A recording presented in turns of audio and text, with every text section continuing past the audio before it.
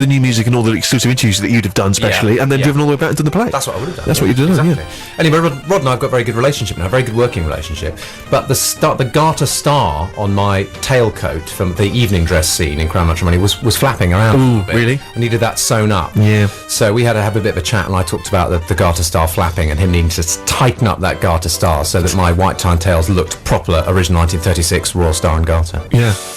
So that's pretty unglamorous. You were definitely doing that. Yeah, I was doing that most of yesterday afternoon for the matinee. Sure. And then again for the evening. All right, well, thanks for filling us in, mate. Sammy, what did you do this weekend that was totally not Glastonbury? I went to a pub and tried a new soft drink. Oh, Yeah. okay. Because the Never pub tried sounded before. pretty rock and roll. Yeah, but you've had a soft drink. Definitely the soft drink, and I was present at a pub quiz but didn't take part. Oh, that was, for a minute there again, I thought I was going to get a bit fiery, but no, thankfully you didn't take part. I went to the upmarket furniture shop Roche-Beaubois.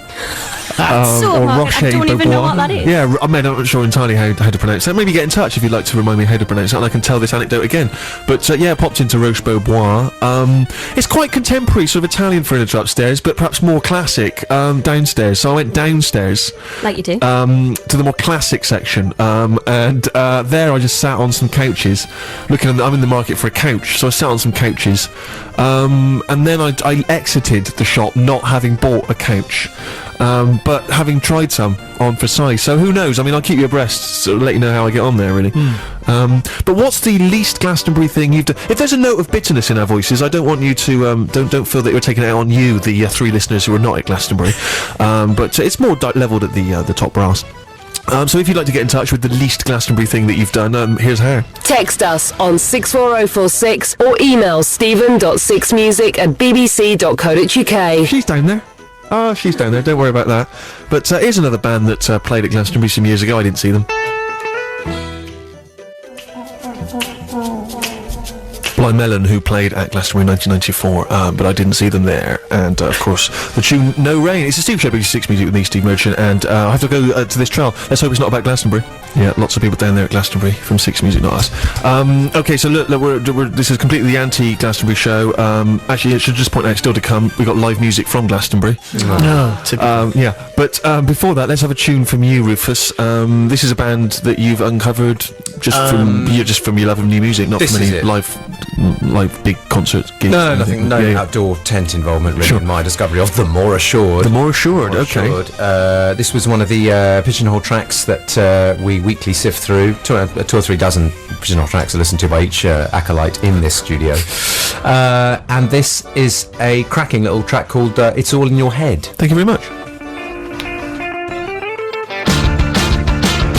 That's Rufus's choice on this week's Steve Show, and tell us more, Ruf. That's The More Assured. You can find out more about them at their MySpace site, myspace.com/The More Assured. And the best thing I found out from their MySpace site is you can buy some merchandise, one of which is a T-shirt which simply says, "No, I do not want a free issue of the London Light." Oh, that's very good. Excellent. So, yeah, we've enjoyed that. A little round of applause for The More Assured. Are they done at Glastonbury? I don't know if they're at Glastonbury, actually. Maybe someone text in if they know if you're at Glastonbury. Listening to the show, just text us in. Why would you be there listening to the show? How perverse would that be? We've already had one text in saying, I'm listening to the show and it's great. Or, sorry, I'm at Glastonbury and it's great. So, 64046 is the text number if you want to text us if you're listening to the show in Glastonbury. How can people get in touch otherwise? They can email stephen.sixmusic@bbc.co.uk, text 64046, or to suggest a track, go to the Six Music website, click on Stephen's face, and click on the bit where it says suggest a track. He's an absolute pro. Yeah, a lot of people saying, oh, you could have just bought a ticket. We couldn't have bought a ticket, could we? Because we had to come in and do this show. In London. In London. All right, think it through. All right, get it in your noggin. Listen, just so as not to rub it in, the powers that be have forced us to play live music from Glastonbury throughout the show, and I don't doubt that this is going to be great. It'll just remind us of what we're missing out on. Elbow played, I think it was last night. I understand it was an excellent show, and from that live performance, let's hear Station Approach. Six Music. Listen to the audience there going wild for Elbow live at Glastonbury. Sounds great. Would love to be in there.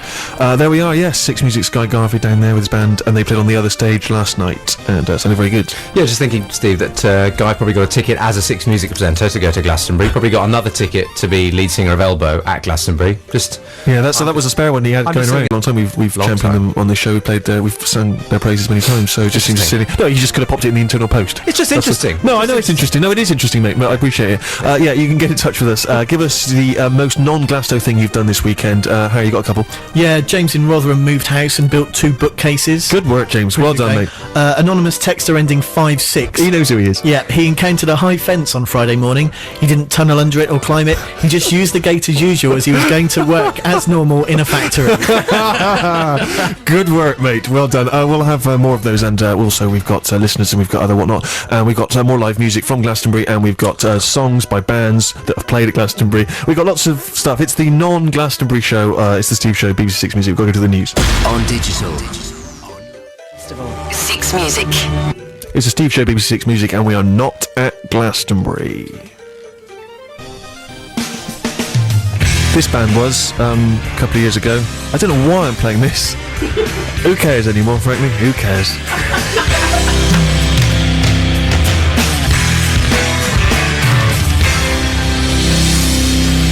Skunk Anansie sounding as good as they did when they headlined the Pyramid stage back in 1999 at Glastonbury. Glastonbury 1999 it was called. And it's a Steve Show, BBC Six Music with me, Steve Merchant, and my gang. We're having a lovely chocolate cake to cheer us up because we are here in London. That is a lovely chocolate cake. Oh, yes. Courtesy of my mother, whose birthday it was this week, so happy birthday, Mum. Happy birthday, round of applause. It's so self-indulgent, it's brilliant. So yes, we've been asking for what you've been doing this weekend that's completely the antithesis of the Glastonbury Festival, and we've had a couple of emails and texts. Sammy. Brom says hello to us all. She's had a long, luxurious bath. She's about to clean the bathroom and then write a very stiff letter to her bank. Really? Had problems with her bank? Well, I wonder if she'd get back in touch and let us know what those problems are, because I think we're all fascinated to find out. Yeah, or maybe just email me direct. I might be able to help. Yeah, of course, you work in a bank. Thanks very much, mate. Ben in Shepherd's Bush says, me and my girlfriend have spent the day cleaning. Hand smell of bleach. Taking a break now to have a sausage sandwich. Yeah, it's lovely sausage sandwich. About it was a bit, I would have thought it's a bit. It's not quite, because it's not quite sort of lunch, is it? And it's not quite. Maybe brunch. Maybe. No, but it's not. It's not. It's more of a kind of. It's like a lunch. A lunch. It's sort of a dinner and lunch combo. So, have you got a name for what food could be between the hours of sort of 3 and 4? Get in touch. 64043. Go on, Hannah. Yeah, Big Al in Brighton. He spent 4 hours rebuilding the inside of a toilet cistern. Then he got drunk really quickly and had to go to bed at 9 o'clock. Say that again.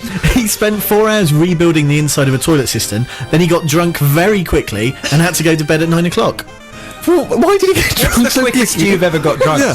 What's the quickest you've ever got drunk? Let us know. I think I've probably, because in plays often you have to get drunk in about 4 minutes. You know, you have a whiskey, which is probably a cold tea or a glass of kind of Coke and water, and then soon you start slurring. So you mean you've pretended to be drunk? Oh very yeah, quickly. drunk acting. But in real life, the quickest I've got drunk is probably about 45 minutes. I think. Really? Why were you going so berserk? Is this when you were young and a I teenager? remember I crashed my car once, and I was so upset that I went home and drank about half a bottle of whiskey. Not that I would condone this for anyone to do. Well, it's fine because you crashed the car before. You were completely sober. Yeah. You crashed a car. The way I remember it, I definitely. So when the crashed police car did turn up, Yeah. to take details, yeah, you were absolutely hammered. So it's driving and drink. Well, the way I remember it, I definitely crashed the car and then started drinking heavily, not the other way around. Drive drinking. Yeah, exactly. How odd. Yeah. What's the quickest you've ever got drunk? What's the most alcohol you've ever had? What's the strongest drink you've ever drunk? What's your favourite drink? Get in touch. No, I've just had a note passed to me. Drink responsibly. Is that what you've just written down? You've honestly told me that. Just in case there's listeners out there going, wow, I crashed my car. I'm going to get absolutely wasted. But yeah, entrepreneurial skills from Alan, who's emailed in, who says, next year we should run a rival festival, Steve Fest, concurrently with Glastonbury, and have a blanket ban on BBC coverage and reporting, except for your own show. Stick it to the man. I like Steve Fest an we awful could lot. do that. Steve Fest sounds really good. I'm obviously, because the Mighty Boosh have just they're having their own festival, aren't they, next week? Yeah. Lots of dressing up. A lot of dressing up, I imagine. A lot of people in pixie boots. And but yeah, Steve Fest. I'm trying to think what Steve Fest, how it managed manifest itself. It would certainly be the antithesis of Glastonbury. Yeah, there'd be so many toilets. It would be nothing but toilets. There'd be one tent and just hordes of toilets. People camping in toilets, but they'd be top drawer quality toilets. absolutely. Oh, yeah. They'd be luxury toilets. There would be pictures of the Haywain in there. Would you have There'd be one of bog those trog? guys. We'd have a bog trog, but it would be people. It would. Is that what they're called? Bog troll. Yeah, the bog trog. Trog? Yeah, because trog is a sort of troll-like creature, isn't it? From H.G. Wells. Isn't that called a trog? I don't know. You've got me there. I don't Okay, know. well, the bog troll, then, Yeah. if you Yeah, like. whichever. Yeah, well, there'll be bog trolls, but there'll be people, it'll be like members of the Kaiser Chiefs and stuff like that. Or maybe not Kaiser Chiefs, because they shifted a lot of records, but like Yeah. bands where they just haven't sold any records. We'll get them in, answers on the postcards, and yeah, they'll be there, just handing out, breath-freshening treats, mint, stuff like that. And so it will be incredibly, lots of toilets, very relaxed, a lot of sofas everywhere. Oh, yeah, yeah, It wouldn't be in a field, because I don't like the mud, so I think a car park. Just a Yeah, vast car yeah. park.